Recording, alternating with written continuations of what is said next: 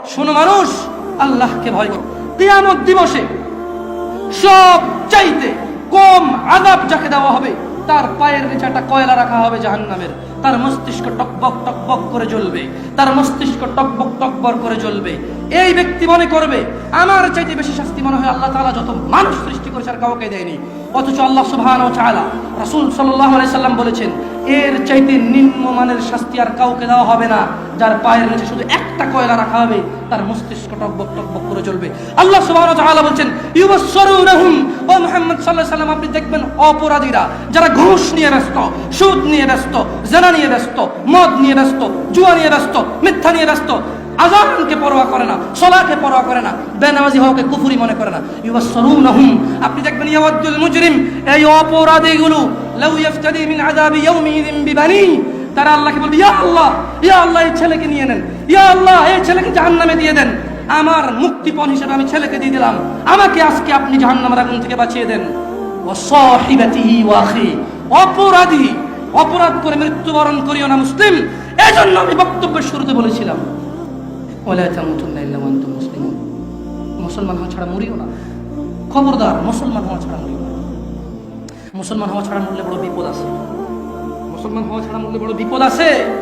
ইউবাসসিরুনহুম ইয়াওয়াদুল মুজরিমু লাউ ইফতাদি মিন আযাবি ইয়াউমিযিন বিবানি, সেদিন অপরাধী আল্লাহকে মুক্তিপণ হিসেবে দিতে চাইবে তার ছেলেকে, এত আদরের ছেলে, যার জন্য এত আয়োজন, যার আকিকায় 10টা গরু জবে হয়, যার জন্মদিনে সিনেমার নায়ক নায়িকা এসে অংশগ্রহণ করে, যার জন্মদিনে কোনো মসজিদ মাদ্রাসায় সে দান করে, যে খুন করে আসলে সে বলে আমার ছেলে নির্দোষ, সবচেয়ে বড় উকিলকে হায়ার করে।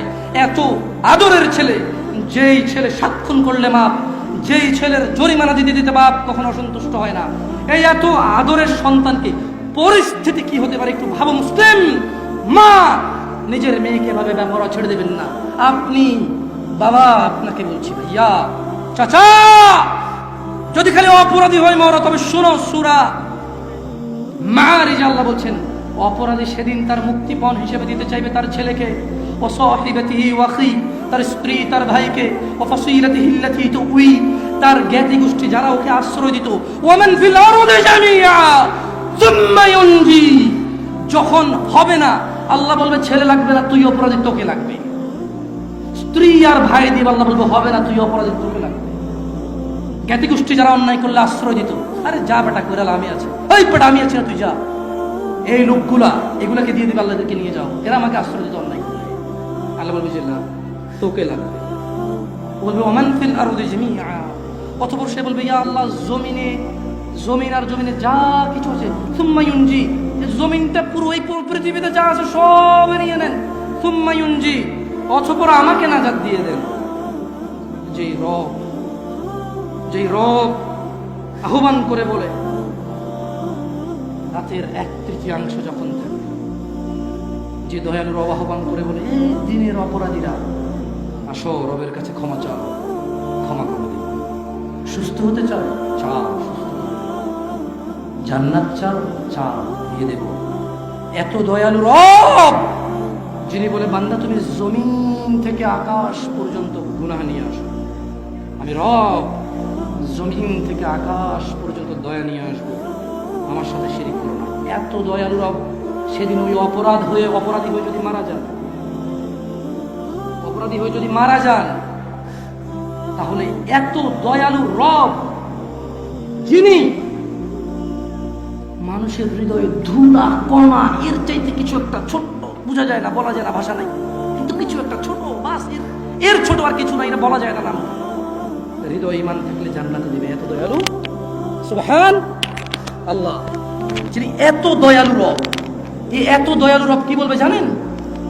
কাল্লা, না। অপরাধীকে যখন অপরাধী তার ছেলে, সন্তান, স্ত্রী, অপরাধী যখন তার ছেলে, সন্তান, স্ত্রী, ভাই, দুনিয়ার যা আছে সব দিবে, আল্লাহ বলবে কাল্লা, না, ইন্নাহা লাযা, এটা লেলিহান আগুন, নাজ্জাআতাল লিশ-শাওয়া, যা মানুষের মাথার চামড়া খসে দেবে, তাদউ মান আদবারা ওয়া তাওয়াল্লা, জাহান্নাম অহংকারীকে ডাকবে, সত্য থেকে বিমুখ যে থাকে তাকে ডাকবে, তাদউ মান আদবারা ওয়া তাওয়াল্লা। মা এবং বোন, তোমরা তোমরা আল্লাহকে ভয় করো। যুবক, জানা থেকে বেঁচে থাকো যুবক।